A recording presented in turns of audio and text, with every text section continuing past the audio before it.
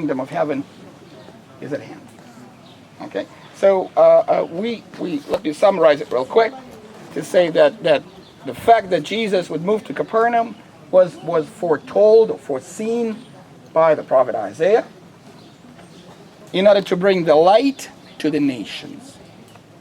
The nations are here, all sorts of nations, all sorts of people are here in order to bring the light to the nations and to enable this good news to be spread really quickly, really quickly. However, we're still in a Jewish territory, area of Zebulun, area of Naphtali. So when the archaeologists came to excavate this, we had to prove that this is a Jewish village. How would we know that that was a Jewish village and not the Gentile village or town when we come excavating? Anything that... Synagogue. Indeed. We visited synagogue before. So the synagogue, if you find the synagogue, you'll know that this is a Jewish village. And if it was a Roman village or a Greek village, what would you expect to find? Temple. Pagan temple with the statues and whatnot. Remember Caesarea Philippi from yesterday? Was the bunch of the pagan temples there. Okay, pagan temples. So the archaeologists excavated this building. Can you see this building on your roof? Right, the big white building. And they said it's a synagogue. What made them think, or what made them to conclude that this is a synagogue? Anything that you can think about? Your chair? The seat of Moses, where we saw yesterday. But you know what? They didn't find it. Remember we said that the seat of Moses is unique to Chorazin? They didn't find any seats of Moses. Okay. The platform. Didn't find the platform. The ark. Did not find the ark. The windows? Did not find the windows. Pillars can be everywhere. You know, can be in a pagan temple. A second room? The foundation. Second room, yes. They have found a second room, but what they found an inscription in Hebrew. Excuse me. Inscription in Hebrew. And this inscription, if it's in Hebrew, that obviously will give you a clue that this is not a pagan temple, because it was, if it was a pagan temple, no Hebrew there. Okay, inscription in Hebrew that says that the sons of Zebedee donated some money. Isn't that interesting? Sons of Zebedee. We know some of them, right? Okay. And also, can you see, friends, where I'm looking at, there's a column with the decorative capital right behind those chairs, wooden chairs. You'll be able to come a bit closer later on and look at it. They found interesting decorative elements there. They found a menorah. Are you familiar with 7-stick candelabra?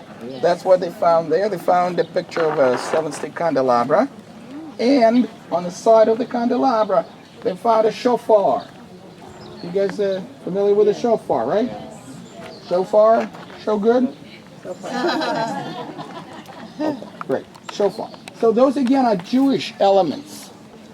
And that shows us that that was a Jewish synagogue and a Jewish community here. All right. What is interesting, however, if you're not tired, another 2 minutes. Would that be okay? Another 2 minutes. Interesting thing is that we know about this synagogue, the building of this synagogue, from the scriptures, from the New Testament, and you will be surprised to know who built this synagogue. Let me give you a quote. It's really worth listening to. Because it's quite extraordinary. We're here in Luke 7. Jesus' first verse, entered into Capernaum. A centurion's slave, who was highly valued, was sick and about to die. When centurion heard about Jesus, he sent some Jewish elders to Jesus, requesting him to come and save the life of a slave. When they reached Jesus, they pleaded with him earnestly, saying, the centurion is worthy for you to grant this, because he loves our nation and he has built our synagogue. How about that? A Roman centurion, we don't know his name, built this synagogue. Isn't that fascinating? It's a really, really fascinating story. Let me read you to the end. Jesus went with them, and when he was not far from the house of Centurion sent friends to tell him, Lord, do not trouble yourself, since I'm not worthy to have you come under my roof. Why is that? Because Centurion, since he built a synagogue, was drew a conclusion that he was very well familiar with the Jewish culture. and traditions. And he knew that his house was not kosher for the Jews to come. Okay? As a matter of fact, I don't know if you ever tried, maybe in the plane or in the airport or somewhere, to shake hand with an Orthodox Jew. You know what? He will not shake hand with you, especially if you're a woman. If you're a woman, he will not shake. It doesn't matter whether you're white or yellow or black. It doesn't matter. He will not shake hands with you because you are a Gentile. You can be unclean. Not that you're a bad person. No, that's not the case. But you might be unclean. Okay, so give it a try. See, they will stand like that. I observed that. That was very interesting. I observed that we have in the army, in the Israeli army, we have a chief rabbi who's a general in the army. And he was on my daughter's base. And, they had a little swearing ceremony. He shook hands with the guys. He did not shake hands with the girls. He did not. That was very, very interesting to observe. He gave a speech and whatnot. He came to the guys. But because in Rachel's regiment, it's mostly girls, no shaking hands with girls. They might be unclean. Okay, so that was interesting. Here we go. So he says, Lord, do not trouble yourself, since I am not worthy to have you come under my roof. That is why I didn't even consider myself worthy to come to you. But say the word, and my servant will be healed. For I am to a man placed on authority, having soldiers under me. And I say to this one, go, and he goes. This one, come, and he comes. And Jesus heard this and was amazed at him. Turning to the crowd, following him, he said, I tell you, I have not found such a great faith, even in Israel. And when those who had been sent returned to the house, they found the slave well. Tremendous story. Great story. Very interesting. So the synagogue that centurion built is the black synagogue. Can you see there's a foundation, black foundation for the white synagogue? So the foundation goes back to the days of Jesus, that was built with the money given by the Roman centurion, and then 400 years later was restored, was the renewed with the white synagogue that you see at present, that you see now. Okay, and this is what you can examine. Another thing that you can examine is under the Catholic chapel. Can you see there's a chapel on the columns there? The chapel stands over the ruins of the house. That is most likely was the house of Peter, where Jesus lived for 3 years when he was invited by Peter to Capernaum. Okay? Again, if you have another 2 minutes, 2 minutes for that story. You see, Peter, if you remember, he's not native to Capernaum.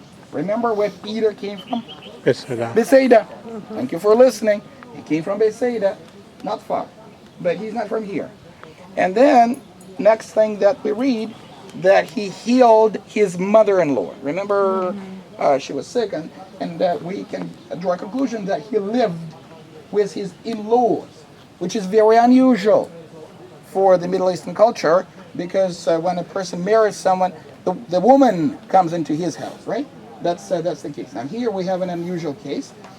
It's really hard to know what were the reasons for that. I always have a suspicion that Peter was preparing to become a saint, and so he lived with his in-laws. Now, why are you guys laughing? What? That's not true? No? Okay, well, I don't know. You tell me, because I have very good relationship with my in-laws. My in-laws live in Russia. We live in Israel.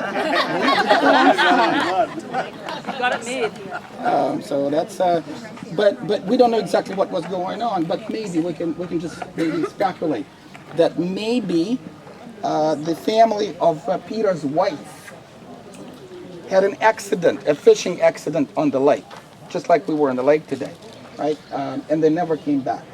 The men of the family. So they were in trouble. You see, because women never fished. It's too dangerous. And so they maybe drowned And so Peter had to move in, and he moved in, but there was still room around the house in other family members that lost their providers, their men. And so when Peter heard that his friends from the same village, remember the sons of Zebedee, when they are looking for the place to stay with the Rabbi Jesus, guess what he said? Come. And notice, this is something that strikes me every time, that Jesus was not a guest speaker in the church, or synagogue, or whatever, right? But he did not teach in a seminary, but he actually lived everyday life with his disciples. And guess what they did? They worked. They worked whatever they could, whatever they knew to work, and that was fishing business. They were in the fishing business, in order to help this family to survive. It's a tremendous setting. 3 years he lived with his disciples, sharing everything that they had in life. That's very interesting. All right? And the Catholic Church today, the Catholic Chapel today, marks the place where most likely Peter moved in to his in-laws, and Jesus was invited as a guest to stay at that family. So those are two major things that you can see here: the synagogue and the ruins of the house. You can try to get into the Catholic chapel. If there's no service, they will let you in, so you can look from inside there as well. Can we shift our gear to 11:15 on the bus? 11:15 on the bus. Okay. What time is that for now? It's 20 till 10.